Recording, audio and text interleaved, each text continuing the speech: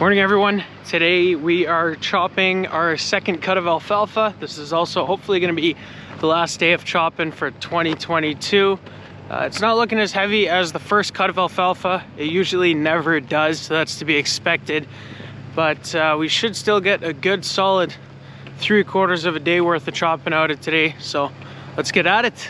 Starting this morning out no different than any other by putting inoculant in the chopper. I got the tote right by our vet room here.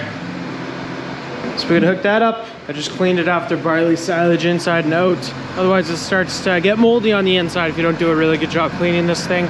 And that's because the inoculant is actually a live bacteria. So we'll get that fastened properly and then we'll fill it with our inoculant.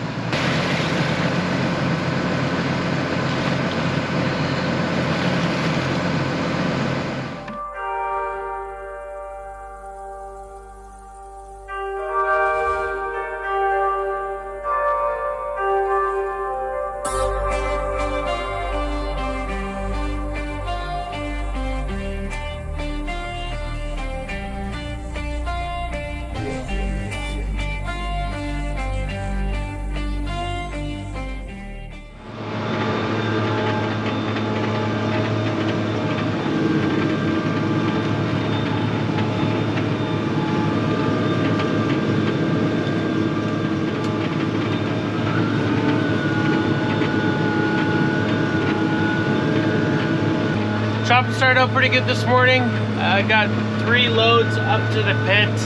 This second cut of alfalfa is kind of looking pretty miserable.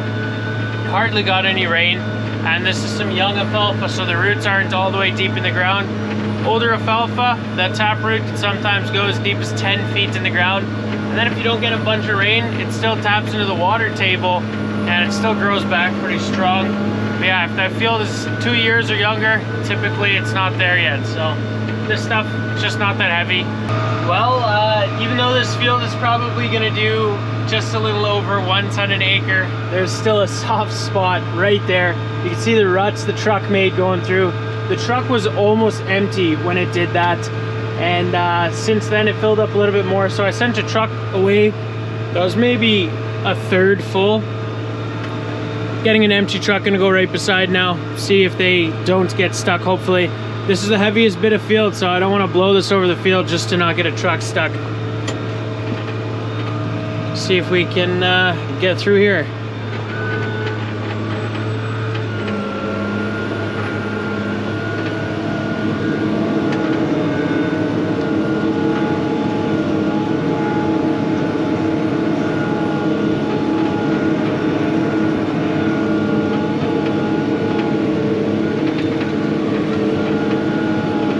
That was close, but it was worth it. We're stopping for lunch. I just wanted to quickly take a second to check out the alfalfa, show you guys how far along it is, how mature. It's completely bloomed out. Same as the first cut pretty much. Smells incredible, looks incredible, but this is never really good for feed quality. You're gonna gain a bit of volume, but you're gonna lose the feed quality. I don't mean it's gonna taste bad for the cows. It's still gonna be perfectly fine for them to eat. The nutrition facts are just gonna be less good in stuff that's bloomed out. The protein's gonna be a little bit lower, and that's kind of what we're going for with alfalfa. We want higher protein, but last year we didn't get so much feed. This year we're trying to bulk up our feed volume, so that's what we're focusing on this year is volume, and that's why we're letting this stuff grow as much as possible for the 2 cuts. Well, there's a few small chips in the knives, but nothing too serious. You can just sharpen them up.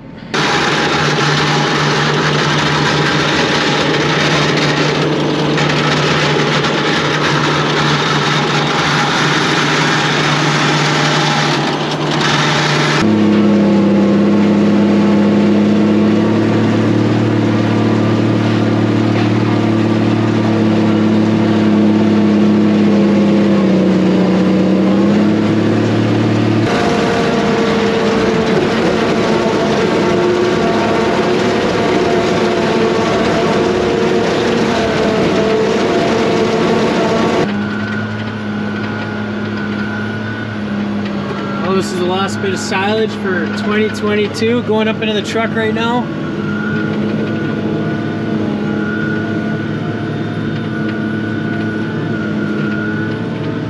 Nice.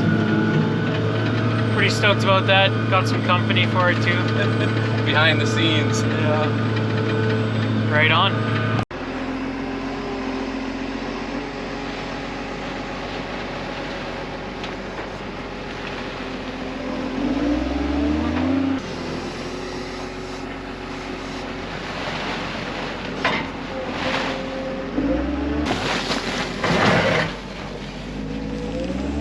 The second cut of alfalfa only did about 1.8 tons an acre, which was not too terrible. We've heard worse numbers, and we've also heard decently better numbers too, but we're kind of in the middle, so can never complain about that. The first cut did a lot better than the second cut though, so that's always something to remember.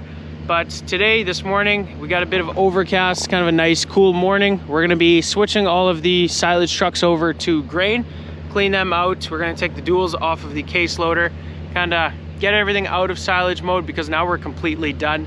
It's always the first thing we're doing is that first cut of alfalfa. We did a bit of fall rye this spring.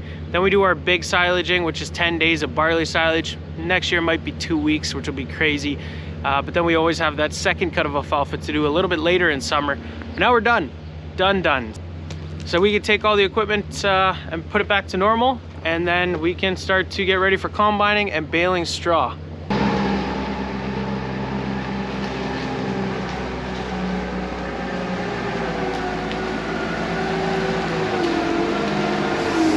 We got a new employee at the farm, another Ukrainian, Fedor. How's it going, man? Great. Right on. Great. New feeling. Right on, right on. Well, he's gonna be helping, taking the duals off of the case loader this morning. Let's get at it. You can just lean it slowly up against that post there.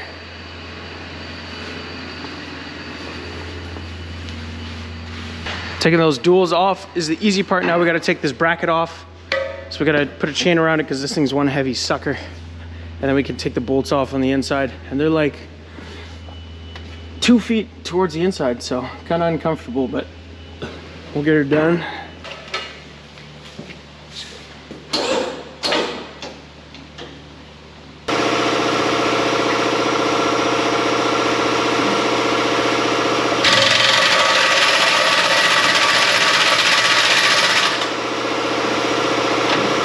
We got all the bolts out of the bracket here, but it kind of like fastens itself on over the course of summer. So we gotta use a sledgehammer to take it off.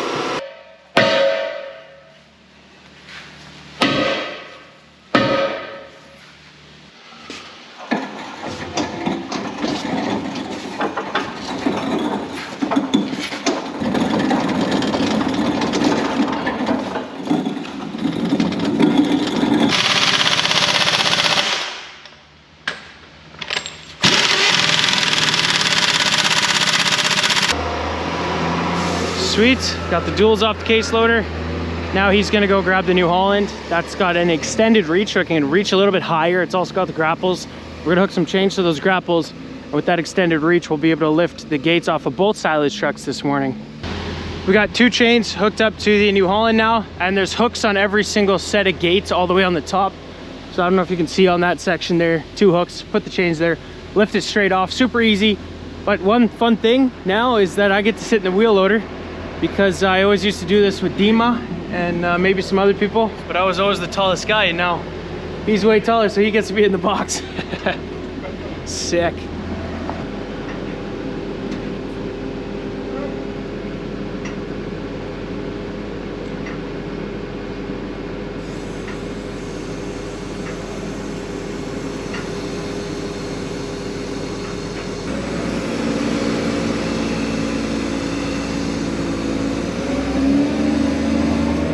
Got the gates off of the first truck, the International. It looks a lot shorter, a lot different without those silage gates on. I always prefer the look with the silage gates on there, but this is good too, good for hauling grain. We're gonna take the gates off of the second truck now, and we'll put the tarp on that one too, because we might use that for fertilizer this fall, and we want the tarp on there for hauling fertilizer. Underneath? Over top.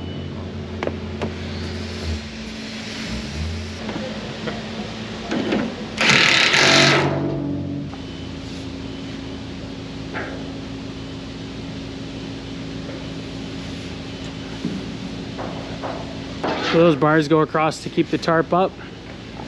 Then we got the front and the back brackets are just aluminum molds kinda to hold the tarp up as well. Now we gotta open some of those clamps on top, which will allow us to drop the tarp on there, hook it up. Then we gotta put the spring on the tarp on the front, which helps pull it across. He's got the bar at the back, you can push it over, but nothing at the front. So there's a spring up there to help it over. And then this thing is ready to go.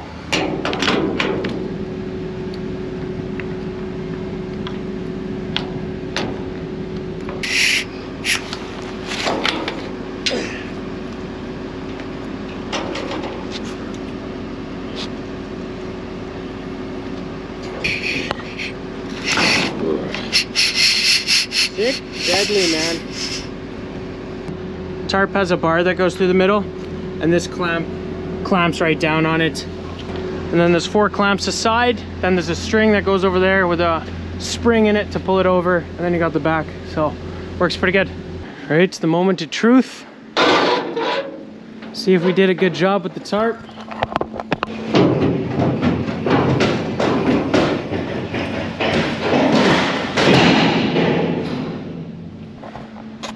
Perfect. Looks pretty good, eh? Yeah. So we're on top of the International truck now. You can see it had a bit of a rough day yesterday. It got a bunch of silage on the cab. We'll get it broomed off, cleaned up. I always try to not do this because it ends up getting in the air filters and stuff. Gets the windows dirty, gets the truckers irritated. But Dad was driving this yesterday and he just stopped right beside the chopper while I was chopping. So I don't know why he did that, but I'm the lucky guy that gets to clean it off.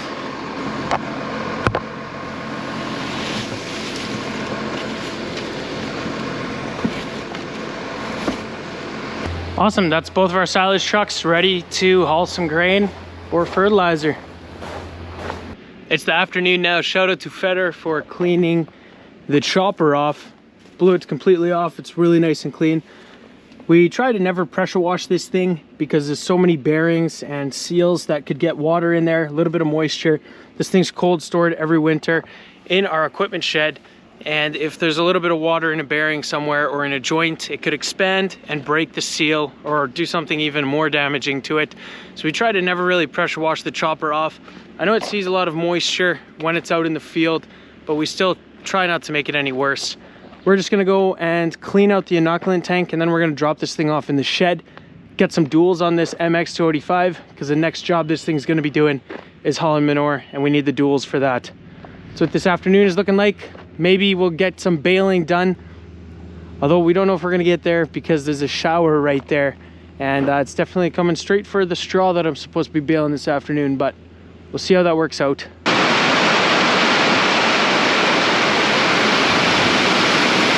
That changes this afternoon's plans. We got the duals on the MX285. It just looks like so much more of a beast with them on there. Kind of looks skinny without the duals, but get them on there. Looks like it's ready to do some work. Got the light bar on top yet. It looks sweet. Spoka. Picked up the bunning manure spreader. We will grease this thing and then we'll probably start hauling manure tomorrow out of the corrals. Some of those corrals are looking pretty dirty already, so no shortage of work to do around here. Well, that is it for today's video, guys. I hope you enjoyed. If you did, be sure to hit those like and subscribe buttons down below, and I hope to see you guys in the next one. Thanks for watching.